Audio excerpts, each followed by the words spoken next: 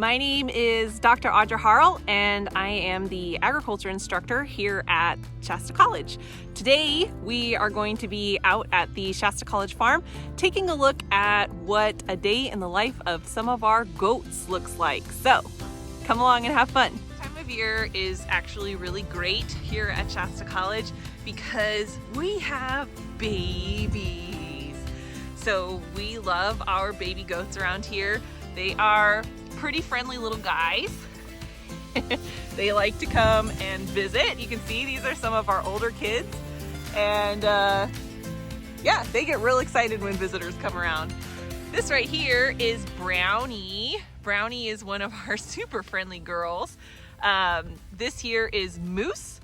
Moose was one of our first kids born last year. He was born end of October, right before Halloween. This is his friend Knuckles. Knuckles actually has kind of a cool story because when he was born, he actually had some problems with his front legs, and so we had to build him special braces, and those braces fixed his legs, and now you can't even tell. He runs around like a crazy animal. This right here is Ghirardelli. Ghirardelli got his name because he is chocolate colored. So we kind of have a chocolate theme going here. So Ghirardelli is one, Brownie is another. Our counselor, Nikki McGarry, actually named Brownie, so that's where she got her name from. And then we have Gabby right here. She doesn't have a chocolate name. You know, we're not super consistent with our naming system here. This little black goat right here, we call her Sheep because for a while she had a really thick, fluffy coat, and instead of looking like a goat, she looked more like a sheep.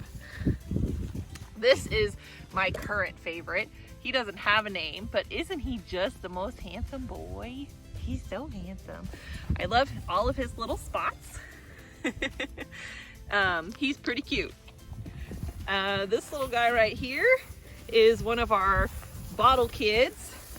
His mama wasn't being a super great mama, and so we started feeding him a bottle, and as you can see, he's pretty friendly these days, kind of like a little puppy. He'll follow you around, so he's a pretty cute little guy. Huh? You're a pretty cute little guy. Yes. So let's go see if we can find some of our bigger girls out here in the pasture. Come on, Brownie. You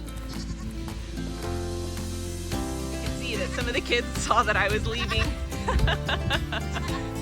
Now they're all following along. Are you gonna go with us, guys? Yeah? Are you gonna come along? Come on, guys, let's go. Come on, let's go. There they go. Oh, not very far. I guess we're not really in a running mood today. Same, guys, same. There's something adorable about running goats. Is it just me? I don't think it's just me. They're so cute. All right, so here we have some goats in their natural habitat. You can see that they're out there eating their nice grass and some other vegetation that we have growing here on Shasta College Farm. That's my imitation of the crocodile hunter. It's not very good, I realize.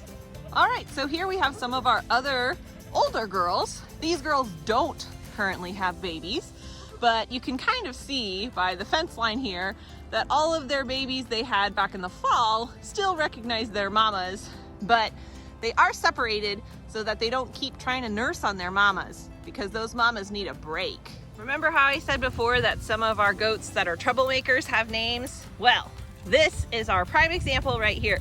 This is Pie, and Pie has a name mostly because she's a troublemaker. She likes to jump fences. Since she's gotten a little bit older, she doesn't do it as often, but everybody loves Pie because she's a super friendly girl in addition to being a troublemaker. Hi, D68. Are you being a cute girl too today? Hello. They're so much fun to have goats out here. It's like having a bunch of puppies sometimes, and you know, they're pretty inquisitive, just like dogs, and I love all of the different colors that we have out here. So one of the fun facts about goats is that they enjoy eating vegetation that some other species won't eat, and as such, it makes them really, really good for things like fire control. So we use goats around Shasta College to help keep the brush down for fire control. So these guys will eat a lot of the shrubby bushes that animals like cattle and even deer don't really like to touch as much. So these girls are useful not just because they're adorable, but because they really do serve an excellent purpose, especially given the current times here in California. So if you see goats in some of your neighborhood areas fenced off, a lot of the times they're there to help control brush, so that when fire risk is high, the likelihood of that neighborhood having worse fire effects is going to be decreased, because these guys are helping control all of that flammable material by eating it and turning it into adorable goatness. So remember how I said that goats will eat things that other livestock species really don't? Well, this is a really good example of that. Goats are what we call browsers, and that means that what they go for first is kind of brushy materials, like these little scrubby trees or blackberry bushes. So something that's a little bit more woody but has a nice juicy leaf to it.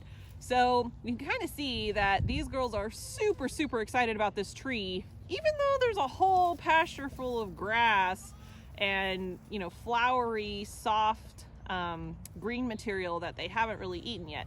Some of them are making their way over there, but really this is very typical goat behavior.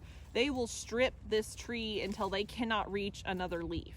So if you do have goats on your property, know that any low-hanging branches are fair game and considered delicious. Just making my way back to the barn.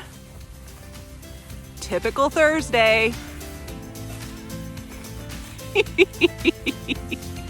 I really hope that you guys enjoyed taking a look at our goats today and getting to enjoy just the everyday life of a typical goat here at Shasta College. If you do have any questions about the goats or any of the other animals that we have at Shasta College, you can reach out to me at aharl@shastacollege.edu. I hope you guys are all staying well out there. Have a wonderful afternoon.